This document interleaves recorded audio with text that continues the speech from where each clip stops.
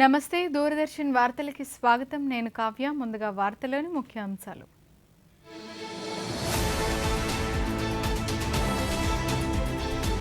దేశ నిర్మాణం సుస్థిర అభివృద్ధిపై యువ ఐఏఎస్లు దృష్టి పెట్టాలన్న ఉపరాష్ట్రపతి సిపి రాధాకృష్ణన్.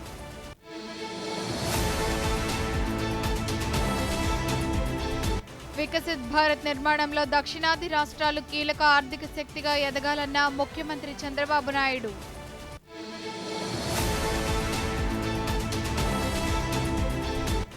రాష్ట్ర శాసనసభ సమావేశాల నిరవధిక వాయిదా, 12 బిల్లులకు సభ ఆమోదం.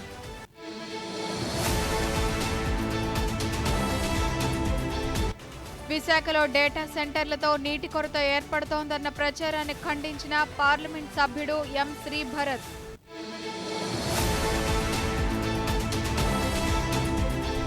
ప్రధాని మన్ కీ బాత్ కార్యక్రమానికి ఈ నెల 28 వరకు ప్రజలు సలహాలు సూచనలు పంపేందుకు అవకాశం. వార్తల్లో వివరాలు చూద్దాం. యువ ఐఏఎస్ అధికారులను ప్రజాసేవకు అంకిత భావంతో ఉండాలని ఉపరాష్ట్రపతి సిపి రాధాకృష్ణన్ పిలుపునిచ్చారు. ఉత్తరాఖండ్ పర్యటనలో భాగంగా మసూరిలో Lal Bahadur Shastri national academy of అడ్మినిస్ట్రేషన్లో 2024 బ్యాచ్ ఐఏఎస్ అధికారి శిక్షణార్థుల 2వ దశ శిక్షణ ముగింపు కార్యక్రమంలో ప్రసంగించారు. ఈ సందర్భంగా ఉపరాష్ట్రపతి మాట్లాడుతూ విమర్శల వల్ల దృష్టి మరలకుండా తమ పనిని నిర్ణయాలపై దృష్టి కేంద్రీకరించాలని కోరారు. సమాజ సంక్షేమం కోసం పనిచేయాలని, సామాన్య ప్రజలకు మెరుగైన సేవలను అందించాలని కూడా ఆయన అధికారులకు పిలుపునిచ్చారు. Change and speed the transformation at your will, at your pace. I have also informed several among you quit your MNC jobs to serve the nation. That is another welcoming trend. I have seen many retired IAS officers are joining the MNC, but you are quitting the MNC and joining here. I want to give a big hand. Duggarajupatnam port refinery ప్రతిపాదనలకు వేగంగా అనుమతులు ఇవ్వాలని ముఖ్యమంత్రి నారా చంద్రబాబు నాయుడు పేర్కొన్నారు. కేంద్ర హోంమంత్రి అమిత్ షా అధ్యక్షతన మహాబలిపురంలో ఈరోజు జరిగిన సదరన్ జోనల్ కౌన్సిల్ సమావేశంలో చంద్రబాబు నాయుడుతో పాటు తమిళనాడు, కర్ణాటక, కేరళ, పుదుచ్చేరి ముఖ్యమంత్రులు పాల్గొన్నారు. ఈ సందర్భంగా ఆంధ్రప్రదేశ్ సహా దక్షిణాది రాష్ట్రాల అభివృద్ధిని ముఖ్యమంత్రి ప్రస్తావించారు. దక్షిణాది రాష్ట్రాల మధ్య సహకారమే లక్ష్యమని వెల్లడించారు. కేంద్ర రాష్ట్రాల మధ్య విశ్వాసం, పరస్పర సహకారంతో సమస్యల పరిష్కారం కావాలని ముఖ్యమంత్రి సూచించారు. ఆంధ్రప్రదేశ్, కర్ణాటక, తమిళనాడును అనుసంధానించే బుల్లెట్ ట్రైన్ కారిడార్కు ప్రతిపాదన చేశారు. కుప్పం మీదుగా బుల్లెట్ ట్రైన్ నడపాలని ప్రతిపాదించారు. అమరావతి, బెంగళూరు, చెన్నై నగరాలను అనుసంధానించే రవాణా వ్యవస్థ ఉండాలని స్పష్టం చేశారు. దేశ జీడీపీలో దక్షిణాది రాష్ట్రాల వాటా సుమారు 31% ఉందన్నారు. 2047 నాటికి దక్షిణాది ఆర్థిక వ్యవస్థ $10 ట్రిలియన్ చేరే అవకాశం ఉందని వెల్లడించారు. వికసిత్ భారత్ నిర్మాణంలో దక్షిణాది కీలక ఆర్థిక శక్తిగా ఎదగాలని ముఖ్యమంత్రి పేర్కొన్నారు.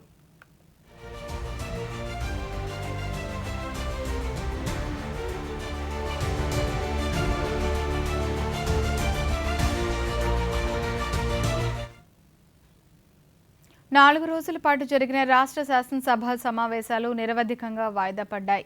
ఈ సమావేశాల్లో 12 బిల్లులు ఆమోదం పొందినట్లు శాసనసభాపతి చింతకాయల అయ్యన్న పాత్రుడు వెల్లడించారు. ఒక ప్రభుత్వ తీర్మానం ఏకగ్రీవంగా ఆమోదం పొందినట్లు తెలిపారు. అలాగే ఒక కమిటీ తన నివేదికను అందించింది. వివిధ అంశాలపై 103 మంది సభ్యులు ప్రసంగించినట్లు తెలిపారు. 25 గంటల 15 నిమిషాల పాటు శాసనసభ కార్యక్రమాలు జరిగాయి. 40 నక్షత్ర గుర్తు ప్రశ్నలకు మౌలికంగా సమాధానం ఇచ్చారు. 25 నక్షత్ర గుర్తు ప్రశ్నలకు సమాధానం సభా సమక్షంలో ఉంచబడ్డాయి. ఒక నక్షత్రం గుర్తు లేని ప్రశ్న సమాధానం సభా సమక్షంలో ఉంచబడింది. మొత్తం 12 బిల్లులు సభలో ప్రవేశపెట్టబడ్డాయి. అన్ని బిల్లులు కూడా ఏకగ్రీవంగా ఆమోదం పొందాయి. ఒక బిల్లు ఉపసంహరించబడింది. 3 లఘు చర్చలు జరిగాయి. తర్వాత 16వ రాష్ట్ర ఆర్థిక పరిస్థితుల దృష్ట్యా ఉపకార వేతనాలను 15% పెంచలేకపోతున్నట్లు రాష్ట్ర వైద్య ఆరోగ్య శాఖ మంత్రి సత్యకుమార్ యాదవ్ జూడా ప్రతినిధులకు తెలిపారు. ఇదే సమయంలో ప్రభుత్వ వైద్య కళాశాలల ప్రొఫెసర్ల ఉద్యోగ విరమణ వయసు పెంపు, ఎంఎస్సీ పీహెచ్ఏ పూర్తి చేసిన వారిని నాన్ క్లినికల్ పోస్టుల్లో నియమించడం పట్ల జూడా ప్రతినిధులు వ్యక్తం చేసిన ఆందోళన పట్ల మంత్రి సానుకూలత వ్యక్తం చేశారు. అయితే ఉపకార వేతనాల పెంపు డిమాండ్పై పునరాలోచన చేసి వెంటనే విధులకు హాజరు కావాలని జూనియర్ డాక్టర్స్ అసోసియేషన్ ప్రతినిధులకు సత్యకుమార్ యాదవ్ స్పష్టం చేశారు. ప్రభుత్వ ఆసుపత్రుల్లో జూనియర్ వైద్య సేవలు కీలకమైనవి, వారి పట్ల సానుభూతి ఉన్నప్పటికీ రాష్ట్ర ఆర్థిక పరిస్థితుల దృష్ట్యా ముందుకు వెళ్లలేకపోతున్నామని పేర్కొన్నారు. జూడా అధ్యక్షులు ప్రతినిధులు ఈరోజు అమరావతిలోని శాసనసభ ప్రాంగణంలో మంత్రి సత్యకుమార్ యాదవ్ను కలిసి తమ విజ్ఞప్తులను తెలియజేశారు.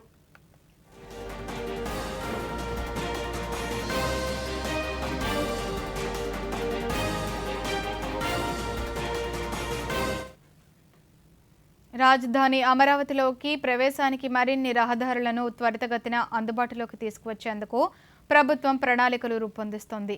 సీడాక్సిస్ రోడ్డు ప్రారంభంతో ఇతర రోడ్ల అనుసంధానంపై రాష్ట్ర పురపాలక శాఖ మంత్రి పి నారాయణ ప్రత్యేక దృష్టి పెట్టారు. రాజధానిలో రోడ్ల నిర్మాణ పనుల పురోగతిపై మంత్రి ఈరోజు సమీక్ష సమావేశం నిర్వహించారు. అమరావతిలోని రాష్ట్ర సచివాలయంలో జరిగిన ఈ సమీక్ష సమావేశంలో జిల్లా ఉన్నతాధికారులు పాల్గొన్నారు. సీడాక్సిస్ రోడ్డుకు సమాంతరంగా కరకట్టను వెడల్పు చేస్తూ ప్రకాశం బ్యారేజ్ వరకు E1 రోడ్డును నిర్మిస్తున్నట్లు మంత్రి తెలిపారు. ఇంటర్మీడియట్ సంప ఆ రోజు చేసారు పెట్టుకొని చేస్తారా ఆ డిజైన్ చేస్తే డీటెయిల్స్ ఒకసారి కూర్చొని ఎన్నికలే కాదు వర్క్ 1 ఎకర్ సపోజ్ ఉంది that's very valuable already existing లేఅవుట్స్లో ఓపెన్ స్పేసెస్ ఉన్నాయి. ఈ నెల 22, 23 తేదీల్లో విశాఖపట్నం వేదికగా నిర్వహించనున్న బ్రిక్స్ క్రీడా మంత్రుల సమావేశాలను ప్రశాంత వాతావరణంలో విజయవంతంగా నిర్వహించేందుకు పగడ్బందీ ఏర్పాట్లు చేయాలని జిల్లా కలెక్టర్ అభిషిక్ కిషోర్ అధికారులను ఆదేశించారు. కలెక్టరేట్లో ఈ మేరకు సంబంధిత శాఖల అధికారులతో కలెక్టర్ ఈరోజు సమీక్ష నిర్వహించారు. బ్రిక్స్ దేశాల నుంచి క్రీడా మంత్రులు, ఉన్నత అధికారులు విశాఖకి వస్తున్నందున అన్ని శాఖలు సమన్వయంతో పనిచేయాలని కలెక్టర్ సూచించారు. విదేశీ అతిథులకు ఎలాంటి అసౌకర్యం కలగకుండా రవాణా, వసతి, ప్రోటోకాల్ ఏర్పాట్లు పగడ్బందీగా చేయాలన్నారు.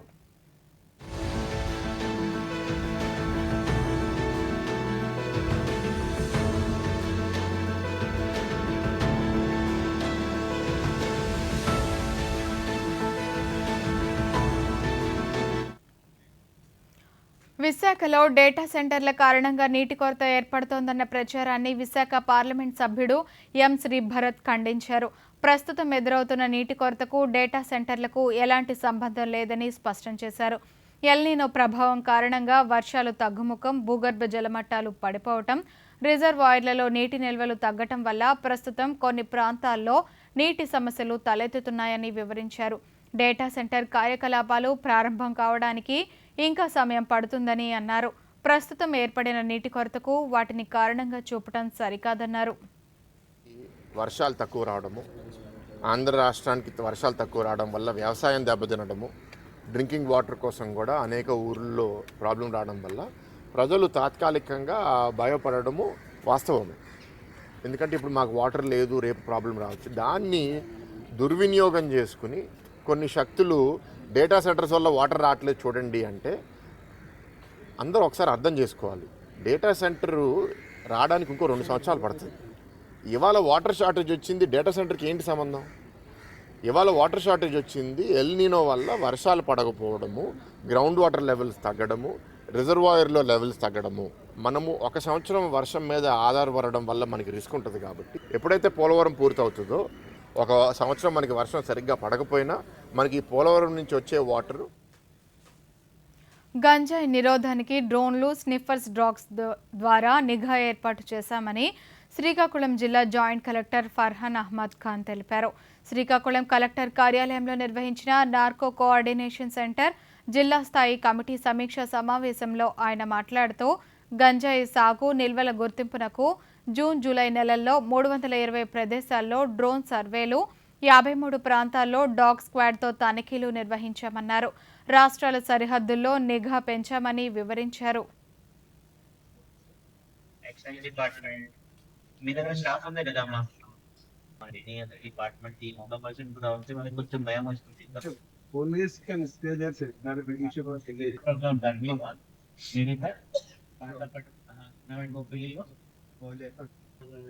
చేస్తే బాగుంటుంది. మీ దగ్గర స్టాఫ్ ఉన్నాయి కదా, ఎక్సైజ్ డిపార్ట్మెంట్ చాలా ఎక్కువ మంది ఉన్నారు మీ దగ్గర. ప్రకాశం జిల్లా ఒంగోలు రిమ్స్ ఆసుపత్రి ప్రాంగణంలోని జిల్లా బాల భవిత కేంద్రంలో దివ్యాంగ చిన్నారులకు బాసటగా నిలిచే విశిష్ట సేవా కార్యక్రమం ఘనంగా జరిగింది. శారీరక వైకల్యంతో బాధపడుతున్న నిరుపేద చిన్నారులకు సమాజంలో ఆత్మవిశ్వాసాన్ని నింపటమే లక్ష్యంగా ఈ కార్యక్రమాన్ని నిర్వహించారు. జిల్లా వైద్య ఆరోగ్య శాఖ ఆధ్వర్యంలో బెంగళూరుకు చెందిన ఒమేగా రీహాబిలిటేషన్ ఫౌండేషన్ ఆర్థిక సహకారంతో సమకూర్చిన సుమారు 8 లక్షల రూపాయల విలువైన ఉపకరణాలను ప్రకాశం జిల్లా జాయింట్ కలెక్టర్ కల్పన కుమారి చిన్నారులకు పంపిణీ చేశారు. 18 ఏళ్లలోపు వయసున్న ప్రత్యేక అవసరాలు గల పిల్లలకు ఆర్థోటిక్స్, ప్రాస్థెటిక్స్, వీల్ చైర్లు, ట్రైసైకిళ్లను అందజేశారు.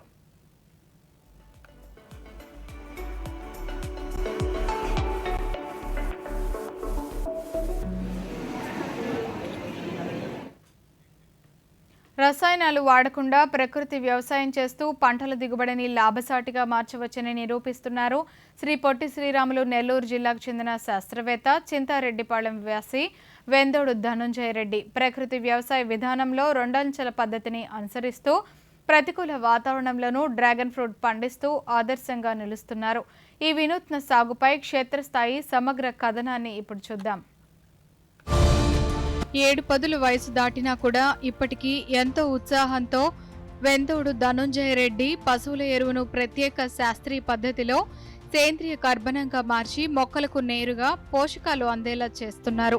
ఆయన పశుసంవర్ధక శాస్త్రవేత్తగా 4 దశాబ్దాల పాటు హ్యాచరీ పరిశ్రమను విజయవంతంగా నిర్వహించిన అనుభవంతో వ్యవసాయంలోకి అడుగుపెట్టారు. కోళ్ల ఫారాల నిర్వహణలో తాను అనుసరించిన రెండంచెల విధానాన్ని డ్రాగన్ ఫ్రూట్ సాగుకు అన్వయించి ఎకరాకు ఏకంగా 7,000 మొక్కలను నాటారు. దీని ద్వారా వరుసగా 4వ సంవత్సరం కూడా ఎకరాకు 6 టన్నులకు పైగా నాణ్యమైన దిగుబడిని పొందారు. మరోవైపు నెల్లూరు జిల్లా వాతావరణంలో ఫ్యాషన్ ఫ్రూట్ సాగుకు ఏమాత్రం అనుకూలం కాకపోయినప్పటికీ అధిక ఉష్ణోగ్రతలను తట్టుకునేందుకు వ్యవసాయ సాంకేతికతను జోడించి ప్యాషన్ ఫ్రూట్ విజయవంతంగా సాగు చేశారు. వ్యవసాయం టేకప్ చేసిన తర్వాత నేను మొదట డ్రాగన్ ఫ్రూట్ వైపు వెళ్ళాను. 4 సంవత్సరాల నుంచి చాలా సఫలంగా సాగుబడి చేస్తున్నాను. కొత్త పద్ధతులతో, ఆర్గానిక్ పద్ధతులతో సాగుబడి చేస్తున్నాను. రైతులకు కూడా చాలా వరకు ఇది లాభసాటిగా. మనం మొదటి నుంచి సరైన పద్ధతిలో ఫాలో చేస్తే ఎకరాకి 3వ సంవత్సరం నుంచి 5 నుంచి 6 టన్నులు అనేది మినిమం పండుతాయి.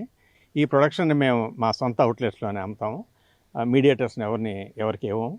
సో కన్జ్యూమర్కి డైరెక్ట్గా హెల్దీ ఫ్రూట్స్ మా సంస్థ నుంచి వెళ్తాయి. చిన్నకారు రైతులకి సహాయ సహకారాలు అందిస్తుంటాము. వారికి చిన్న మొక్కల్ని సప్లై చేసే కాడి నుంచి వాళ్ళకి ఫ్రూటింగ్, మార్కెటింగ్ వరకు మొత్తం మేమే హెల్ప్ చేస్తుంటాము. ప్యాషన్ ఫ్రూట్ అనేది మన ఏపీలో ఫార్మింగ్ ఎవరు చేయటం లేదండి. ఎందుకంటే ఇది ఒక శీతాకాలం కోల్డ్ క్లైమేట్ ఏరియాలో పండే పంట ఇది. లైక్ వెస్టర్న్ ఘాట్స్ అయితే కొడైకెనాల్ ఇక్కడ మాత్రమే ఇది పండుతుంది. దీనికి 30 డిగ్రీల కంటే తక్కువ టెంపరేచర్ కావాలి. కానీ మేము దీన్ని ఒక వినూత్న పద్ధతిలో నెల్లూరు జిల్లాలో మొదలుపెట్టాము. సక్సెస్ఫుల్ అయినా కూడా ఫ్రూట్స్ కూడా మేము అమ్మగలిగినాము. పండించిన పంటను మార్కెటింగ్ చేయటంలోనూ ధనుంజయ రెడ్డి వినూత్న బాట పట్టారు. పండించిన పంటకు సరైన ధర వచ్చేలా విహానా అగ్రోఫార్మ్స్ పేరిట సొంతంగా రీటైల్ అవుట్లెట్లను ఏర్పాటు చేసి వినియోగదారులకు వ్యవసాయ ఉత్పత్తులను సరసమైన ధరలకే అందిస్తున్నారు. వ్యవసాయంతో పాటు మార్కెటింగ్ చేయటం ద్వారా మరికొందరికి ఉపాధి కల్పిస్తున్నారు. సాగు భూమిని ఏమాత్రం వృధా చేయకుండా అంతర పంటలు వేస్తూ సరైన ప్రణాళికతో సాగు చేస్తే అధిక పెట్టుబడి లేకుండా సరైన సాంకేతికత, మార్కెటింగ్ ద్వారా వ్యవసాయాన్ని లాభసాటిగా పండించవచ్చని నిరూపిస్తున్నారు వెందోడు ధనుంజయ రెడ్డి. వార్తల్లో చిన్న విరామం.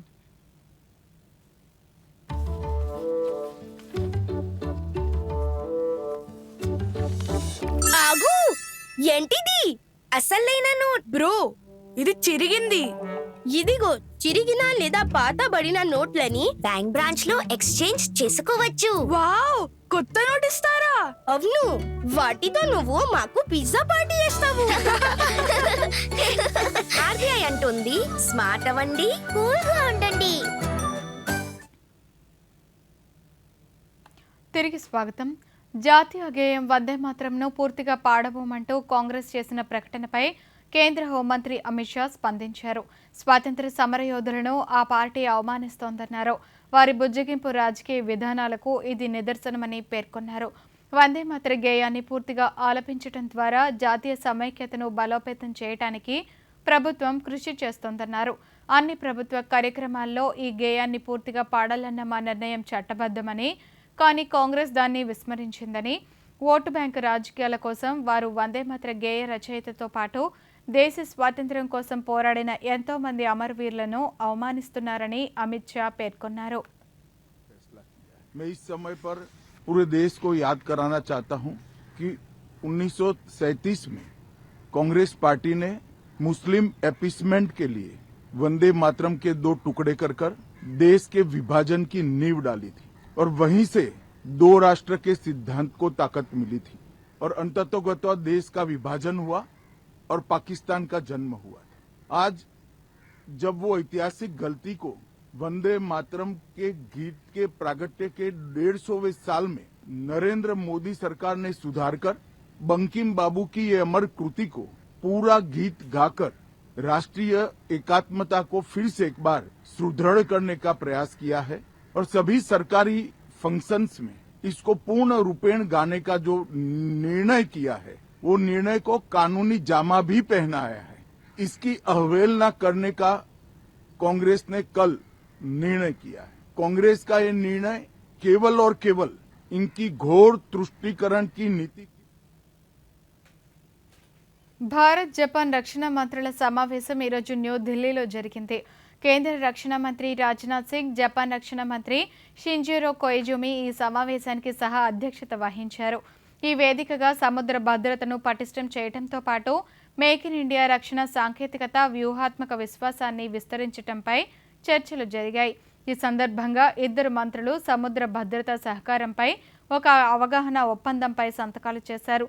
ఈ సందర్భంగా రాజ్నాథ్ సింగ్ మాట్లాడుతూ భారత్ జపాన్ సంబంధాలు ఉమ్మడి ప్రజాస్వామ్య విలువలు, పరస్పర గౌరవంతో దృఢంగా కొనసాగుతున్నాయని వెల్లడించారు. इंडिया के महासागर विजन यानी mutual and holistic advancement for security and growth for all in the region और जापान के free and open Indo Pacific initiatives के बीच क्लोज अलाइनमेंट आज पहले से भी कहीं ज्यादा जरूरी है. అంతకుముందు జపాన్ రక్షణ మంత్రి షింజిరో కొయిజుమి భారతదేశ అమరవీరులకు గౌరవ సూచకంగా న్యూఢిల్లీలోని జాతీయ యుద్ధ స్మారక చిహ్నం వద్ద పుష్పగుచ్చం ఉంచి నివాళులు అర్పించారు. ఈ సందర్భంగా అక్కడి సందర్శకుల పుస్తకంలో భారతదేశ వీర జవాన్ల త్యాగాలను కొనియాడుతూ తన అధికారిక సందేశాన్ని లిఖితపూర్వకంగా పొందుపరిచారు.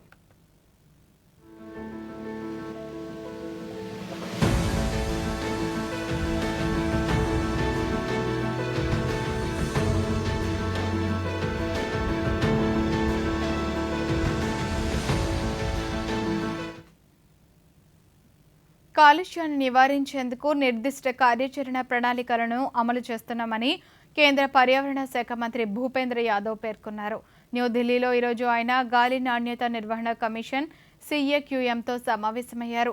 అనంతరం మీడియాతో మాట్లాడుతూ వాహనాల వల్ల కలిగే కాలుష్యాన్ని అరికట్టేందుకు రవాణా శాఖతో కలిసి పనిచేస్తున్నామన్నారు. సెంట్రల్ పొల్యూషన్ కంట్రోల్ బోర్డుతో సమగ్ర సమీక్ష నిర్వహించామని తెలిపారు.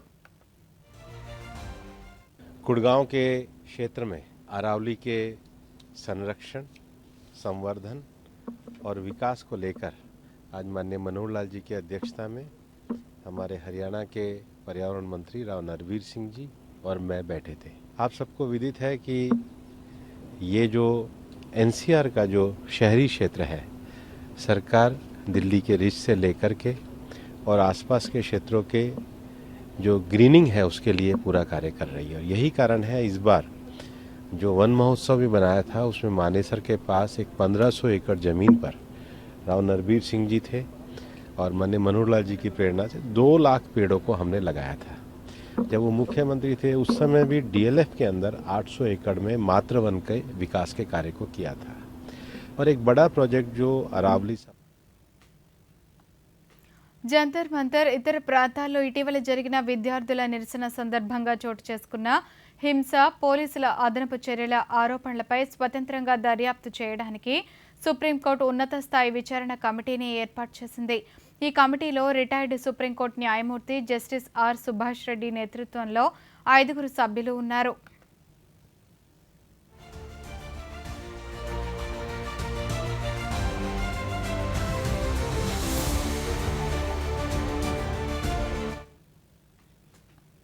పదిహేనవ కన్వెన్షన్స్ ఇండియా కాన్క్లేవ్ CIC 2026 న్యూఢిల్లీలోని భారత్ మండపంలో ఆగస్టు 19 నుంచి 21 వరకు నిర్వహిస్తున్నారు.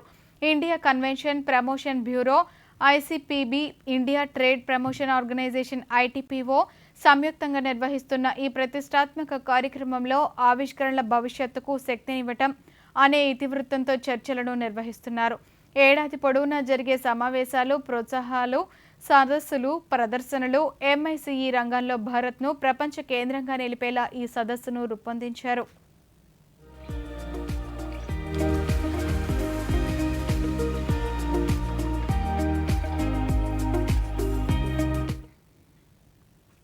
భారతీయ తపాలా శాఖ రక్షాబంధన్ను పురస్కరించుకుని రాఖీ స్పెషల్ గిఫ్ట్ బాక్స్ను ప్రవేశపెట్టింది.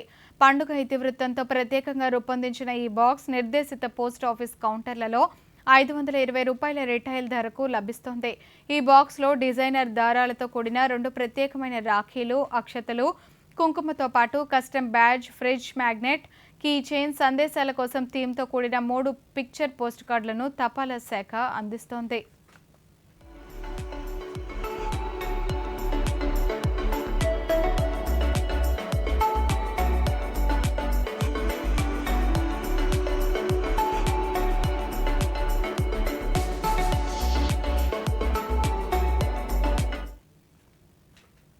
సరిహద్దు నిర్వహణపై భారత్ నేపాల్ సంయుక్త కార్యవర్గ బృందం 14వ సమావేశం ఉత్తరాఖండ్లోని డెహ్రాడూన్లో ఈరోజు ప్రారంభమైంది.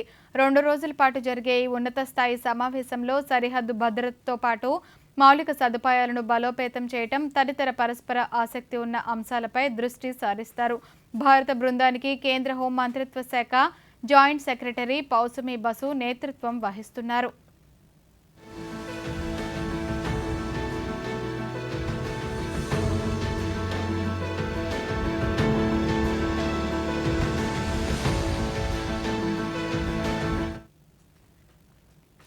స్కిల్వెరీ ఆధ్వర్యంలో పక్షవాత బాధితులు, వయోజనుల కోసం ప్రత్యేకంగా రూపొందించిన ఎక్స్టెండ్ పరికరం virtual reality software use a medical device సాంకేతికతలను అందుబాటులోకి తెచ్చింది. Sree Chitra Tirunal institute for medical sciences and technology సహకారంతో అభివృద్ధి చేసిన ఈ సిస్టమ్ న్యూరో రిహాబిలిటేషన్లో ఉత్తమ ఫలితాలను అందిస్తోంది.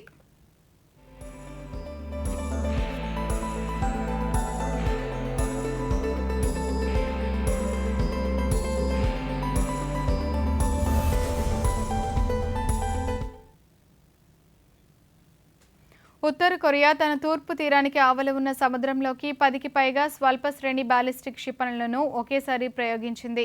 పోగ్యాంగ్ ప్రాంతం నుండి ఈ క్షిపణుల ప్రయోగం జరిగింది. ఈ క్షిపణులు సుమారు 300 నుంచి 320 కిలోమీటర్ల దూరం ప్రయాణించి గరిష్టంగా 90 కిలోమీటర్ల ఎత్తుకు చేరుకున్న తర్వాత జపాన్ ప్రత్యేక ఆర్థిక మండలి వెలుపల సురక్షితంగా పడిపోయాయి.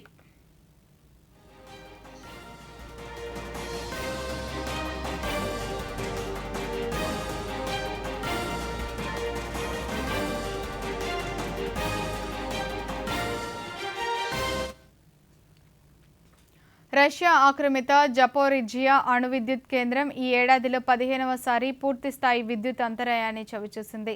ఈ కేంద్రం తనకు మిగిలి ఉన్న చివరి బాహ్య విద్యుత్ గ్రిడ్తో ఉన్న అనుసంధానాన్ని పూర్తిగా కోల్పోవడంతో అన్ని కీలక భద్రతా కార్యకలాపాలను అత్యవసర డీజిల్ జనరేటర్లపై నిర్వహించాల్సిన పరిస్థితులు తలెత్తాయి.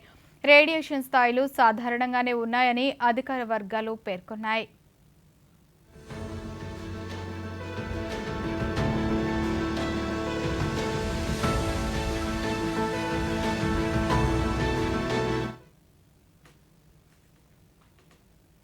డిఆర్ కాంగో తన చరిత్రలోనే అత్యంత తీవ్రమైన ఎబోలా వ్యాప్తిని ఎదుర్కొంటోంది. ప్రభుత్వ గణాంకాల ప్రకారం 4,900కు పైగా కేసులు, 2,300 మరణాలు నమోదయ్యాయి. గతంలో సంభవించిన వ్యాప్తితో పోలిస్తే ఈ వైరస్ 5 రెట్లు వేగంగా వ్యాపిస్తోంది. దీన్ని ఇప్పటివరకు నమోదైన అత్యంత వేగంగా విస్తరిస్తున్న ఎబోలా వ్యాప్తిగా పేర్కొంటున్నారు. 2018 నాటిలో వ్యాప్తిలో 1000 కేసుల సంఖ్యను చేరడానికి 235 రోజులు పట్టగా ఈసారి కేవలం 40 రోజులకే 1000 ఎబోలా కేసులు నమోదయ్యాయి.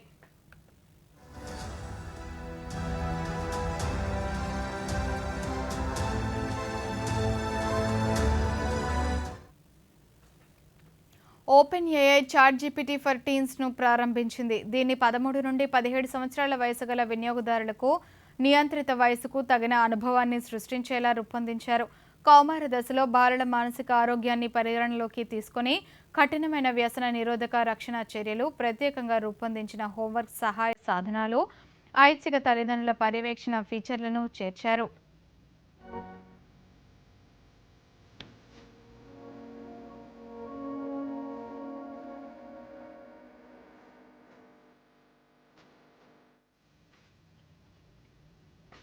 జమ్మూ కశ్మీర్ రియాసీ జిల్లాలో ప్రపంచంలోనే అత్యంత ఎత్తైన చినాబ్ వంతెనపై వందే భారత్ రైలు గంటకు దాదాపు 100 కిలోమీటర్ల వేగంతో తొలిసారి ప్రయాణించింది. ఉత్తర్ రైల్వే జమ్మూ డివిజన్ పరిధిలోని శ్రీ మాతా వైష్ణోదేవి కత్రా, బనిహాల్ మధ్య ఉన్న 111 కిలోమీటర్ల పొడవైన కొత్త బ్రాడ్ గేజ్ రైలు మార్గంలో రైళ్ల గరిష్ట అనుమతింపదగిన వేగాన్ని గంటకు 100 కిలోమీటర్లకు పెంచడానికి రైల్వే మంత్రిత్వ శాఖ ఆమోదం తెలిపింది. ఇంతకుముందు ఈ మార్గంలో శ్రీ మాతా వైష్ణోదేవి కత్రా, సంగల్దాన్ మధ్య వేగం గంటకు 85 కిలోమీటర్లుగా, సంగల్దాన్ బనిహాల్ మధ్య గంటకు 75 కిలోమీటర్ల వేగం ఉండేది.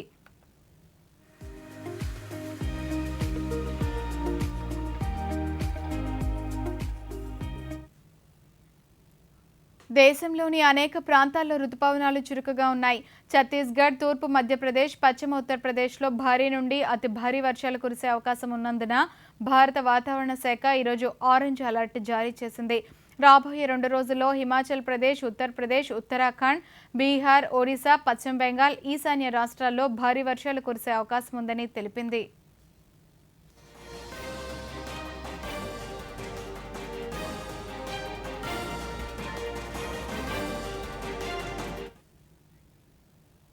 ప్రధానమంత్రి నరేంద్ర మోదీ తన మనసులోని భావాలను దేశ ప్రజలతో పంచుకునే మన్ కీ బాత్ కార్యక్రమం 137వ సంచిక ఈ నెల 30వ తేదీ ఆదివారం ఉదయం 11 గంటలకు ప్రసారమవుతుంది.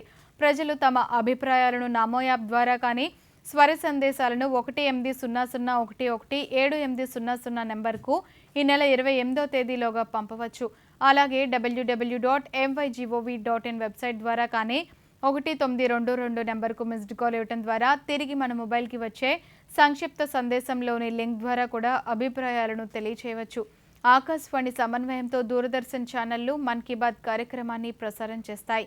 ఈ కార్యక్రమ తెలుగు అనువాదం వెనువెంటనే దూరదర్శన్ సప్తగిరిలో ప్రసారమవుతుంది.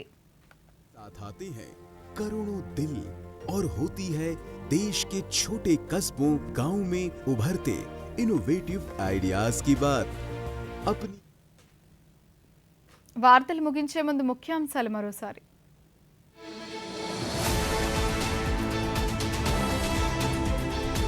దేశ నిర్మాణం, సుస్థిర అభివృద్ధిపై యువ ఐఏఎస్లు దృష్టి పెట్టాలన్న ఉపరాష్ట్రపతి సిపి రాధాకృష్ణన్.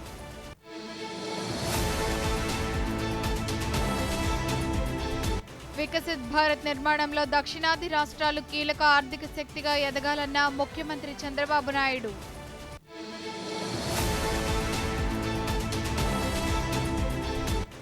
రాష్ట్ర శాసనసభ సమావేశాల నిరవధిక వాయిదా, 12 బిల్లులకు సభ ఆమోదం.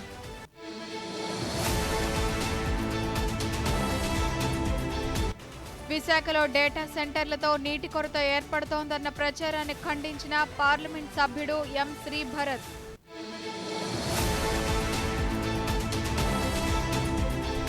ప్రధాని మన్ కీ బాత్ కార్యక్రమానికి ఈ నెల 28 వరకు ప్రజలు సలహాలు, సూచనలు పంపేందుకు అవకాశం. ఈ వార్తలు ఇంతటితో సమాప్తం. నమస్కారం.